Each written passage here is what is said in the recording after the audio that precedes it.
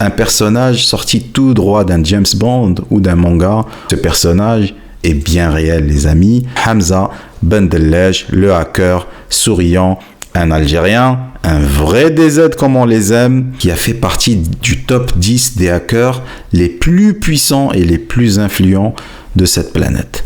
Recherché par le FBI, Interpol, Scotland Yard et j'en passe, les services secrets de pas mal de pays pendant des années, Hamza Bendelej est entré dans l'histoire. Personnage si mystérieux, énigmatique, ange pour certains et démon pour certains d'autres, qui est Hamza.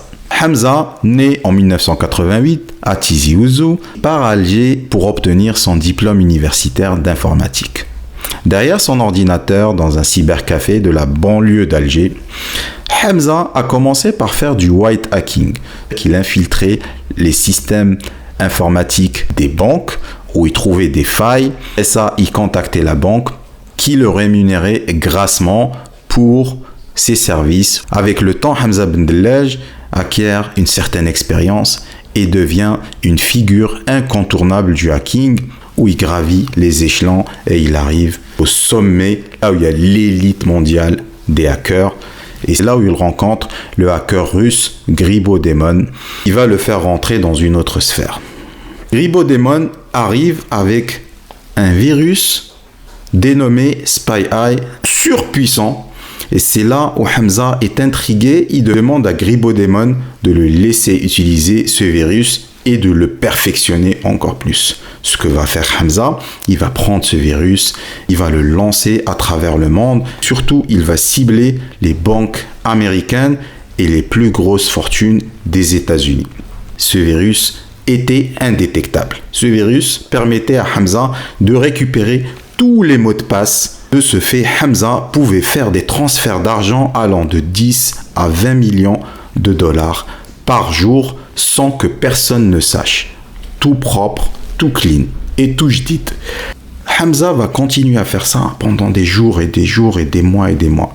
Hamza va devenir le cauchemar des banques américaines et israéliennes. On parle de millions et de millions de dollars. Hamza va prendre cet argent et il va commencer à donner. Œuvres caritatives, pays africains, Palestine, là où le personnage prend toute sa symbolie, prendre et redistribuer derrière. Il prenait par exemple 10 millions de dollars à une banque américaine et il l'a reversé à la Palestine. C'était un hacker, certes, mais c'était un hacker avec un bon cœur. Moi, il me fait penser à Robin des Bois. Un Robin des Bois des temps modernes. Hamza ouvre un compte en Thaïlande où il va mettre un peu d'argent. Là, on parle de 20 millions de dollars à peu près. Il se crée une identité, il prend la nationalité britannique où il prend le nom de Daniel HB. Les services secrets américains n'arrivent pas à mettre la main sur lui. Donc les Américains et les Israéliens et les Français commencent à paniquer parce que ce gars commence à faire beaucoup de dégâts. Il infiltre pas moins de 1,5 million d'ordinateurs aux États-Unis.